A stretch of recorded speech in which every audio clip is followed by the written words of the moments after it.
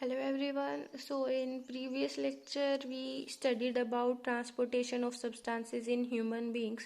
उसके अंदर हमने ब्लड की कॉम्पोजिशन और उसके फंक्शंस को पढ़ा था और उसके अंदर 3 टाइप्स की जो सेल थी, erythrocyte known as red blood corpuscles, leucocytes also known as white blood corpuscles और ऐसे ही ब्लड प्लेटलेट्स. सो आज हम उसके बाद ब्लड के जो मेन फंक्शन परफॉर्म करता है ब्लड जब ये बॉडी में सर्कुलेट हो रहा होता है वो कौन कौन से हैं. फर्स्टली ट्रांसपोर्टेशन करता है रेस्पिरेशन गैसेस की. जब हम ऑक्सीजन को इनहेल कर रहे होते हैं वो हमारी रेस्पिरेटरी ट्रैक्ट से एल्वियोली में जाती है. एल्वियोली और ब्लड के बीच में जो गैसियस एक्सचेंज हो रहा होता है वो. उसके बाद आता है transportation of nitrogenous waste to kidneys for excretion. जब डाइजेशन की प्रोसेस कंप्लीट हो चुकी होती है बॉडी के अंदर, उस टाइम पे वाटर है या जो भी मटेरियल है जिनसे हम एनर्जी लेते हैं, फॉर एग्जांपल वाटर है उसमें से मिनरल्स अब्जॉर्ब करते हैं, तो लास्ट में जो वेस्ट मटेरियल रह जाता है वो किडनीज तक ब्लड पहुंचाता है. ठीक है. उसके बाद आता है transportation of hormones and enzymes to the target tissues.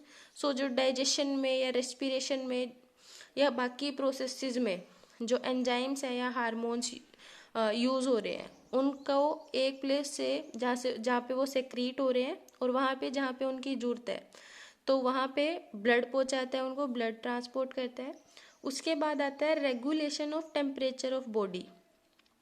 Human के अंदर एक रेंज है टेम्परेचर की जो कॉमन रहती है, बट कुछ एनिमल्स ऐसे हैं जो कोल्ड ब्लडेड है जिनके अंदर टेम्परेचर वेराई करता है जैसे जैसे टेम्परेचर चेंज होता है. अब जैसे ठंड के टाइम पे वो हाइबरनेशन में चले जाते हैं. हाइबरनेशन मतलब विंटर स्लीप, कि वो सोते रहते हैं, अपनी एनर्जी को कंजर्व करते हैं क्योंकि उनकी बॉडी के अंदर जो टेम्परेचर है वो ड्रॉप हो चुका होता है. ठीक है.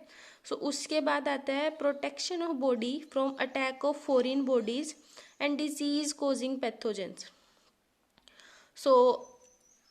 प्रोटेक्शन मिलती है हमारी बॉडी को फॉरेन बॉडीज मतलब जो फॉरेन मटेरियल बाहर से जो मटेरियल बॉडी के अंदर एंटर करता है उससे, और जो डिसीज कॉजिंग पैथोजेंस है. जो पैथोजेंस मतलब वो ऑर्गेनिज्म जो बीमारी फैलाते हैं, फॉर एग्जांपल हो गया वायरस या बैक्टीरिया. उनके अगेंस्ट इम्यूनिटी प्रोवाइड करती है. फर्स्टली एक बार दोबारा देख लेते हैं. रेस्पिरेशन में रोल प्ले करती है. सेकेंड, नाइट्रोजिनस वेस्ट को किडनीज तक पहुंचाती है. थर्ड, हॉर्मोन्स एंड एंजाइम को उनके टारगेट टिश्यू तक पहुंचाएगा ब्लड. उसके बाद आता है टेम्परेचर बॉडी का मेंटेन करता है और फॉरेन बॉडीज से प्रोटेक्ट करता है बॉडीज को, क्योंकि ब्लड में एंटीबॉडीज प्रेजेंट होती है. एंटीबॉडीज हमें पैथोजन से बचाती हैं. White blood cells antibodies produce कर रही थी. उसके बाद आता है ब्लड क्लोटिंग. कोई भी इंजरी होती है जिससे ब्लड वेसल रप्चर हो जाती है, जिस वेसल में ब्लड फ्लो कर रहा होता है वो रप्चर हो जाती है, मतलब एक तरह से फट जाती है, जिसकी वजह से बहुत ज़्यादा ब्लड लॉस होता है. और ये ब्लड लॉस अगर ना रुके तो उससे डेथ भी हो सकती है. बॉडी की एक मैकेनिज्म जो इस ब्लड लॉस को रोकती है वो क्या करती है, फॉर्म करती है ब्लड क्लॉट. एक ब्लड क्लॉट फॉर्म करती है जिससे जो इंजरी है वहाँ पे ये प्लग कर देती है. तो प्लग डेवलप होने के बाद ब्लीडिंग रुक जाती है. प्रोसीजर क्या है कि जिसमें ब्लड क्लॉट फॉर्म होता है, कैसे ये ब्लड लॉस को रोकता है वो डिस्कस करेंगे अब.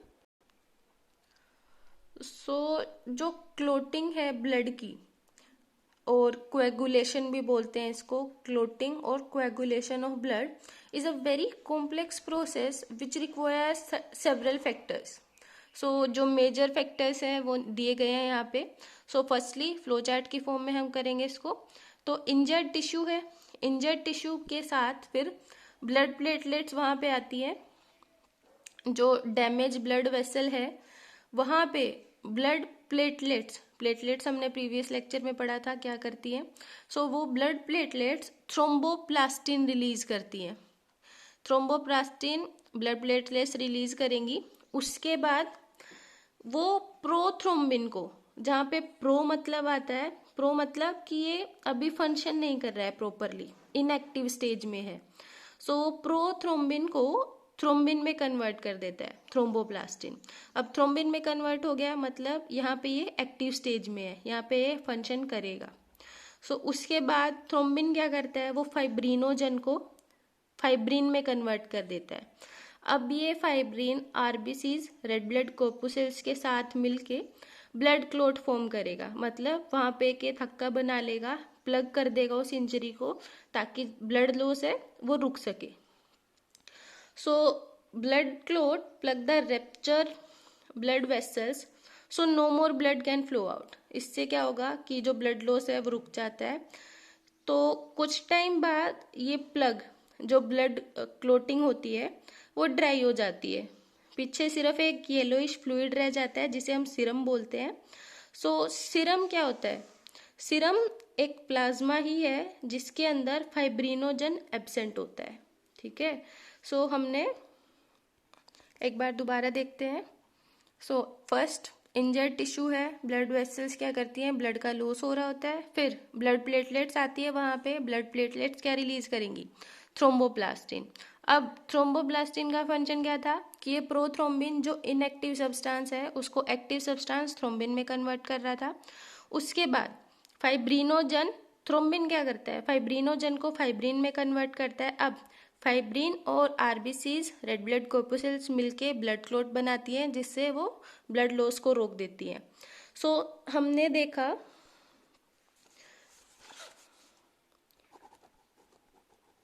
सीरम, अब हमें देखना है कि सीरम कैसे बना।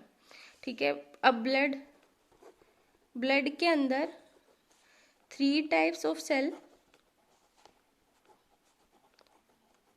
और क्या था, प्लाज्मा।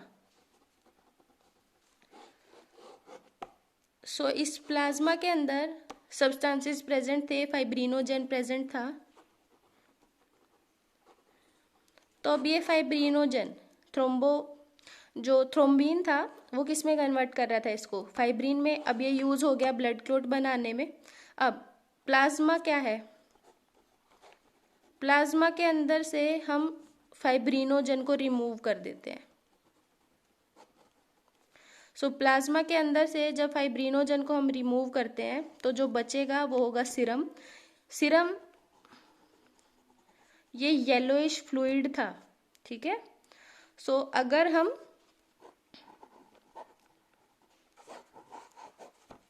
ब्लड के कॉन्स्टिट्यूएंट्स को देखें तो इसमें मेन पार्ट क्या था, प्लाज्मा और 3 टाइप्स ऑफ सेल, जिसके अंदर क्या कौन सी सेल्स थी, आरबीसीज, डब्ल्यूबीसीज and blood platelets. So next lecture में हम ब्लड वेसल्स डिस्कस करेंगे। वेसल्स जो ब्लड को कैरी करती हैं। ठीक है, सो कल से जो सर्कुलेशन है वो प्रोसेस सही स्टार्ट होगी। पहले हम ब्लड वेसल्स को डिस्कस करेंगे, उसके बाद जो मेन सर्कुलेटरी ऑर्गन है जो पंप करता है ब्लड को, कौन करता है, हार्ट, उसके बारे में स्टडी करेंगे। So that's all for today, thank you.